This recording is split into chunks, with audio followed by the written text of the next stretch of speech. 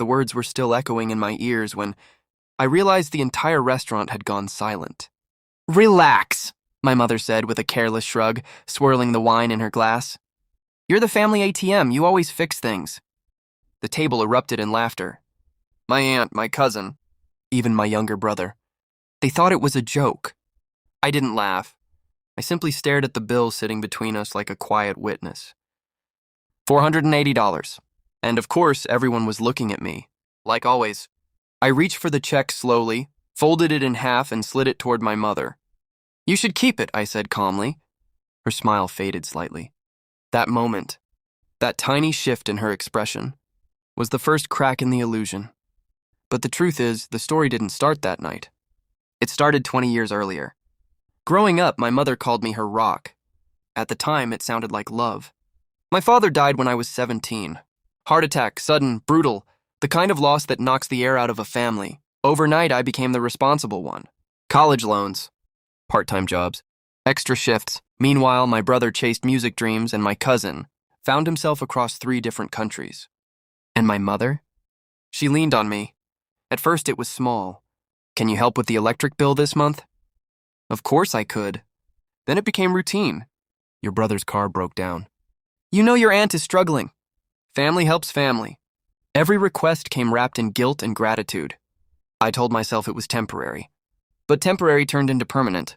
10 years passed. I built a career in finance, worked brutal hours, slept 4 hours a night, climbed every ladder I could find. And every time my bank account grew, someone in the family needed something. Tuition, medical bills, rent, vacation deposits. Yes, even vacations. They called it borrowing. But money has a strange habit of never returning once it enters a family ecosystem. Still, I didn't question it, because I believed I was helping. Until one night changed everything. It was a Tuesday. I stopped by my mother's house unannounced. I had just closed a massive deal and decided to surprise her with dinner. Through the kitchen window, I heard voices. My mother, my aunt, and my brother. They didn't know I was outside. "Did he send the money for the Hawaii trip yet?" my aunt asked. "Not yet," my mother replied casually. "But he will." "How do you know?" A pause. Then she laughed. "Because he always does. He's basically the family ATM." More laughter. My brother added, "Yeah, just tell him it's important. He eats that stuff up." Something inside me went very still. Not angry, not even hurt. Just clear. For years I thought I was supporting a family. But standing there in the dark, I realized something different. I wasn't a son. I was a system, a financial resource, a walking debit card. And systems can be shut down, quietly, efficiently, permanently. I didn't confront them.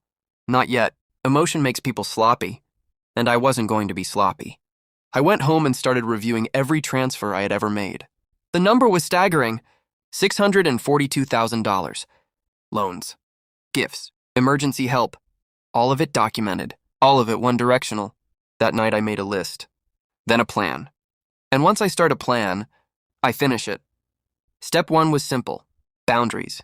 I created a trust account for my finances and moved most of my liquid assets into long-term investments, with strict withdrawal penalties. To anyone looking from the outside, I suddenly had a lot less cash. Step 2 was strategic honesty. When requests came in, I responded politely. "Sorry, things are tight right now."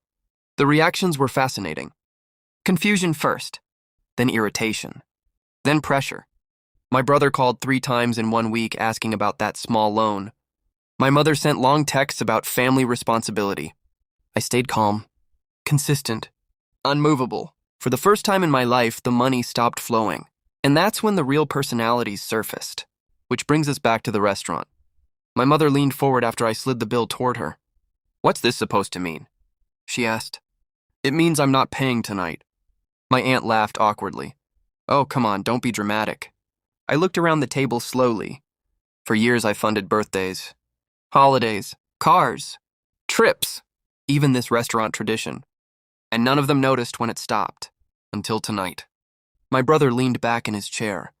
"You serious right now?" "Completely." My mother's voice hardened. "After everything this family has been through, you're really going to act selfish?" Selfish. The word hung in the air like smoke. I almost smiled, because this was the moment I'd been waiting for. "You're right," I said quietly. Everyone froze. Then I pulled a folder from my bag and placed it on the table. Inside were printed records. Transfers. Dates. Totals. My mother opened it first. Her face drained of color as the pages turned. $642,000. That's how much the ATM dispensed, I said calmly. Silence. Utter silence. Then I leaned back and delivered the final line. Tonight the account is closed. No yelling. No drama. Just math. Cold, undeniable math. I paid my share of the dinner. Only mine. Then I stood up and walked out into the night air. No one followed. No one called. And for the first time in 20 years, my phone stayed silent. It turns out when the ATM shuts down, the customers disappear.